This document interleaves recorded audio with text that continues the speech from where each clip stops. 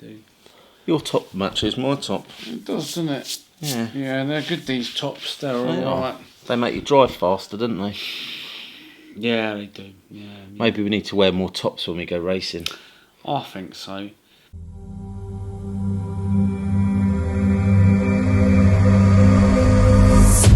So, it's nice to see everybody. I mean, it's been a while, right? Because we've been out and about. If you haven't seen already, we went to the amazing MKGP over at the Milton Keynes Shopping Centre, didn't we? Run by the Silverstone Club, and it was the best event of the year.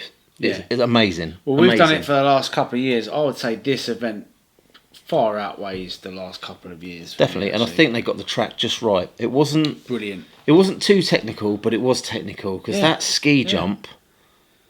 If you went too far, you then struggling to turn it. And if you went short, you hit the knuckle. Your car ended up on. Well, my car ended up on its roof a lot. I think that really was the most challenging part of the track for me. Getting lined up to hit the big tabletop, I was able to do that on a few occasions, but it was a bit of a risk sometimes because if you come out and you don't quite get lined up, you can't change direction in the air. Yeah, do you know what? The day before we went, I watched a live feed on the DDRC feed, and I thought to myself, when I'm there tomorrow, I'm going to hit that every single time. No. I didn't even bother because I didn't want to A, break the car, or B, do a terrible lap, but it was really, really good. So I ran the Schumacher Cougar Classic here. And then I just thought it'd be cool to run the Marday because nobody had one of these. So Nobody did. Cool on the track. And I don't think anyone else either. Talking about if we go back to the Cougar, I don't think anyone else there was running brushed. They were not. So everyone was brushless. They were all brushless, and that went really, really well until I had a little bit of an issue. But Matt Tunks, our old mate, come along to the rescue and helped me out, and I'll have one of them fancy slipper clutch jobbies in here now. The pro transmission. Yeah, so that's in it. I said I'd never do it, but I did it. So yeah, you kind of got it's a nice carbon fibre shock tower you got on the front there as well. Yeah. And was it a 13 double motor in there as well? 13 double, yeah. And that super duper Orca ESC that's sold out now because the fantastic review you did on it. What can I say? I mean, I am thinking of putting a 10.5 brushless motor in it, ready for the next event, but we'll talk about that in a minute.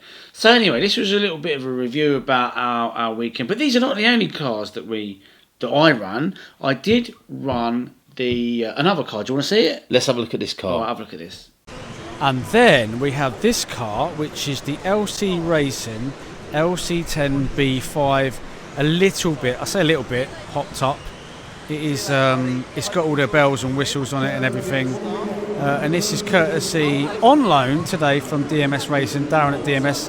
I put old tyres on it, again glued the sidewalls to near death. This car is way better than I am driver, so I'm kind of finding that the first lap I'm getting used to it, and then it just sort of comes into its own, and then halfway through the race it kind of it goes well, but it's super powerful, really, really nice car to drive.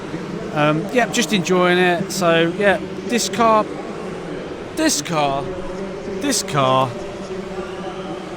all good.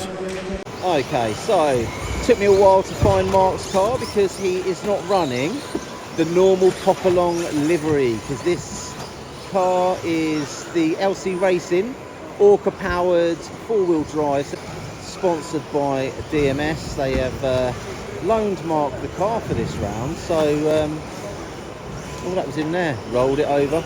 Right,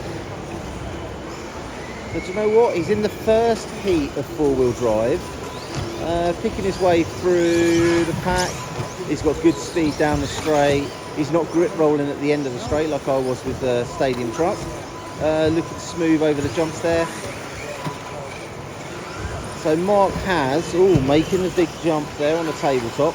Mark has already been out with his Cougar in the vintage, so he is a little bit more warmed up to this. It's quite difficult from here to see what he's got pace-wise on the track, but he seems to be working his way through the pack. Do you know what? What? I actually think with a little bit more practice, you would have done well with that car. I think so. You went in pretty cold on that, to be fair. The thing is, going from this, I mean, this was so slow because I undergeared it. Oh dear, why did I do that? But it was good to get it round. But going to this from this to that, which was absolutely flat out hectic craziness, was hard to get used to. It's a really nice car, super fast, but obviously you needed a bit more practice with it. You know the difficult thing for me, right? And this is where I have to take my hat off to those pro drivers, right? So we were there on the Saturday and the Sunday, right? Yep. Now let me tell you something. It starts off great, don't it? You're full of energy, you've had a bit of food, talking to a few people, you go out for your practice, yeah, fine.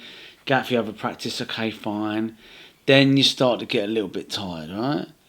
Now, the part that you really need to concentrate for, obviously the finals, they're right at the end of the day, on day 2. That's when you really need your concentration, and it's so hard, isn't it? When you're tired to string it together. So these pro drivers, I don't know how they do it, but they just... And actually, I think even more challenging for them, obviously we turned up at 6 o'clock on the Saturday morning, and they started the A final of the buggies at 7 o'clock in the morning. They really did, didn't No they? warm-up, no practice, straight out on the track. Straight out, bang. That's almost just as hard, isn't it? Just literally out of bed, turn up, race straight away. Yeah. And I tell you what, like I say, I've seen some of the best racing I've ever seen. What was interesting is all the A finalists were just young kids, weren't they? I think I don't know if it was the average age or the oldest in the A finals, 22. There you go. That is a good thing. That means we've got a future in this hobby. It's not old gits like us filling the rostrum. Saying that, the dynamic during the vintage racing was a little bit different, wasn't it? It was. Some of the drivers were almost as old as the cars. They certainly were, and you know what? I didn't do too bad, and I actually made a B final, and I was 8th in the B final, I think. So I reckon you could have gone 4th or 5th if you'd I stuck think with so. the Cougar. If I'd have stuck with this, and I would have been... I'm a little bit annoyed with myself I didn't use it, but for the channel, for something different, I thought it was cool to use it, and I said I would use this, didn't I? You did. Yeah, so, you know, is what it is. But you should have stuck with that. Yeah. The difficult thing, of course, was the track was really more high grip than we've ever experienced ever. Insane grip. And for those of you that don't do a lot of racing, you might think, well, high grip's good, isn't it? Well, it is and it isn't, because you can't hammer the car, because every time you hammer it, it turns over. So what you need is it to be on the borderline. Somebody told me, top driver, he said to me, you want to be on the borderline just about of a grip roll, and then you're kind of pretty much there. Eke it back a touch. Yeah.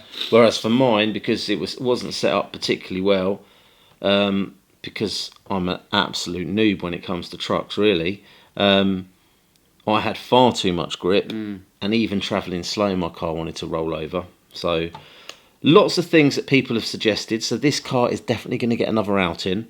A lot of people were actually running the buggy shocks on this instead of the truck shocks. So they were shortening the shocks, lowering it. There were so many bits of advice that I've been given to try and get this thing a little bit more competitive, because I didn't do the best. However, my final, I had a little look at the stats there, and what do I pride myself on? Slow is fast. Slow is fast. Now, I wasn't the fastest person in my final. I qualified, I think I was 9th on the grid. Yeah, 9th on the grid.